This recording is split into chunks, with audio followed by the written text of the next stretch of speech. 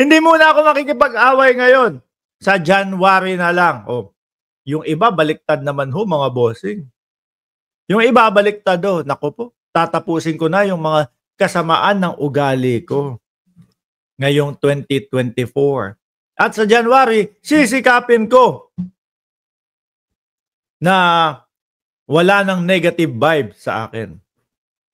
O, di ba? Ganun po tayo. Ganun ang normal na tao, mga bossing. No?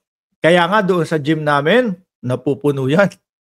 Kapag ho, mga kababayan, kapag ho, January, ayan, sasabihin ng mga members namin, oh, Mark, balik loob na ako sa gym. Bakit? Oh, kailangan magbagong buhay na. Bagong taon na no? Nandiyan na si Janice Bailon. I love you, Crush Mark. Tulog na tayo. Good night. Matulog ka lang dyan. Oh, isipin mo, nandiyan lang ako. I love you too. Oh, eto na po, mga kababayan, ha? Kung tayo po, normal na Pilipino, baliktad, sa bagong taon, bagong buhay, wala nang away-away, ang BP, doon na lang mag-uumpisa. Busy pa daw ho ngayon. Kaya busy pa ho ngayon. Kaya hindi nakaka-attend doon sa mga hearing sa Kongreso. Sinisira lang nila na sinisira yung institusyon, yung integrity ng dignity ng institusyon ng Office of the Vice President, and of course, yung mga pangalan ng... Alam niyo po, mga kababayan, no? Pag ikaw pumasok ng politika, expect mo na yan. Madami magtatanong sa iyo. Expect mo na madami kang pagpapaliwanagan. Di ba? Ganun yun. Pero sila, mga kababayan, pag natatanong at pag pinagpapaliwanag, ang tanging nasa isip lang ho sa kanila, sinisira ho sila. Dalawa lang ho ang pwedeng papuntahan yan, mga boss. Pag nasagot mo ng maayos, yung mga itinatanong sa iyo, sira yung nagtatanong sa iyo.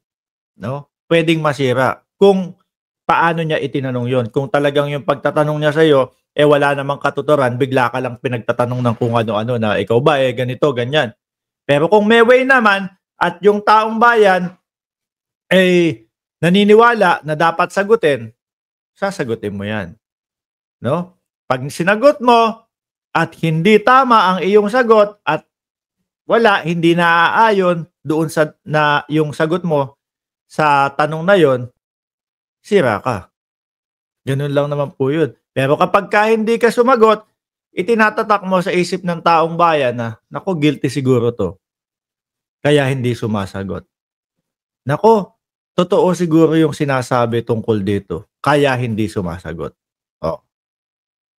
Diba? Mga ordinary employees. Doon masakit ang loob ko. Kasi mga ordinary employees lang ito sila. I mean, sa akin, wala namang problema na sirain niyo ang pangalan ko.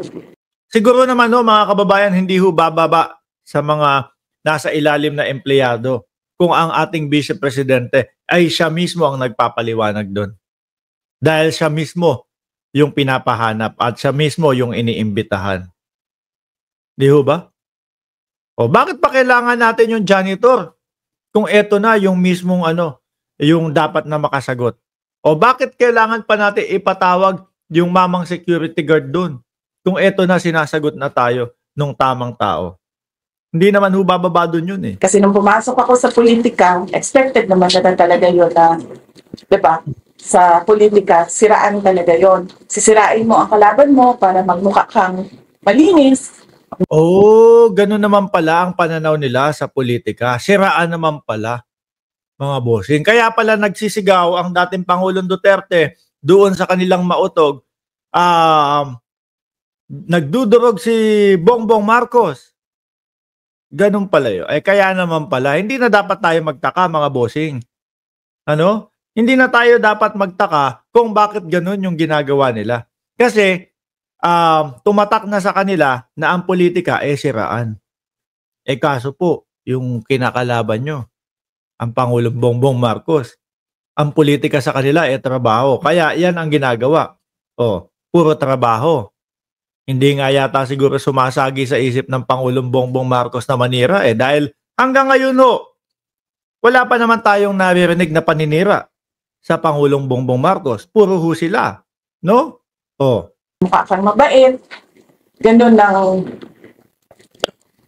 usual na strategy ng mga politicians. Oh, yun naman pala ang strategy nila, mga bossing. Di ba? Siyempre, kung saan at kung ano yung pinapaniwalaan mo, malamang sa alamang, ganyan din. No? Yung gagawin nila. Oh, ganyan din yung mga ikikilos nila. So, walang problema sa akin. Ang problema ko, at yun yung kinakasama talaga ng loob ko, ay nadadama yung mga tao na wala namang ginawa, kundi nagtrabaho lang doon sa Office of the Vice President. Kasi nga walang sagot mismo doon sa taong gusto nilang kausapin. Kaya umaabot sa punto na kailangan imbitahan yung mga ganito, ganyan. Oh. Nasaan ba yung mga yun? Hindi naman din umaharap, di ba? Hanggang sa umabot na ipasabpi na. Sa susunod niyan, warrant of arrest na. Oh. Mga bossing, mga susunod na hakbang po nitong mga ito, mga kababayan, pagka yung talagang pumunto na po o napunta na sa sitwasyon na ipapa-warrant of arrest na sila, bigla pong magmumukhang kaawa-awa itong mga to. Biglang sisigaw itong mga to ng ginigipit na kami ng pamunuan ni Bongbong Marcos. Bigla hong gaganyan yung mga yan, mga boss. Kawawa na ho sila. So, yes, it's politically motivated, ma'am. Kasi, wait lang. Sabi niya na naman, political motivated, no?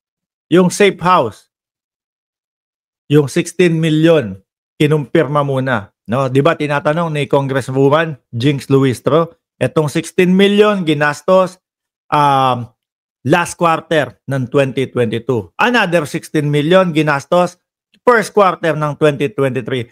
Another 16 million ginastos second quarter ng 2023 at 5 million nung third quarter. Oh, ano nangyari doon? May mga katanungan po na dapat talagang sagutin. At naniniwala kami na totoo yung mga yon. Bakit ho? Tinanong muna doon sa resource person na si ano ba yon? De La Bel Rey ba yon? Kung ano apelyido nun? Umuo naman. Di ba? Kaya walang pamumulitika dyan. Ang pamumulitika, yung sisigaw ng may bangag, o yung sasabihin, merong bata na ganito. Etong bata na ito humihingi ng relo. Tapos hindi pinagbigyan. Parang gusto ko. Yung bata pala kaya na din bumili ng kanyang sariling relo. Kala ko naman napakaliit na bata. Yun, para sa amin ang pamumulitika.